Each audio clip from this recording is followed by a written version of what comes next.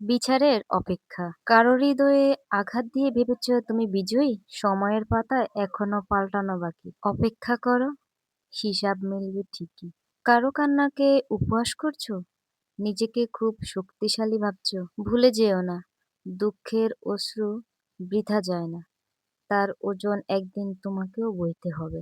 আমি এমন একটা মানুষ, আমার মন ভেঙে যাওয়ার পরও আমি হাসি। কষ্ট হলেও বলি, ঠিক আছে। আমার কাছে অনুভূতি প্রকাশ করাটা একটা দুর্বলতা। তাই আমি সব সময় আমার আবেগগুলো লুকিয়ে রাখতে অভ্যস্ত। আমি ছোটবেলা থেকেই শিখেছি, নিজের কষ্ট কাউকে দেখালে তারা হয় সহানুভূতি দেখাবে, না হয় সেই দুর্বলতার সুযোগ নেবে। দুটোই আমার অপছন্দ। আমি দেখেছি আমাদের চারপাশে ক্ষতি করার মতো মানুষের অভাব নেই। এদের যতই সুযোগ দেন লাভ নেই। তাই এ ধরনের মানুষের কাছ থেকে যত দূরত্ব বজায় চলবেন ততই ভালো।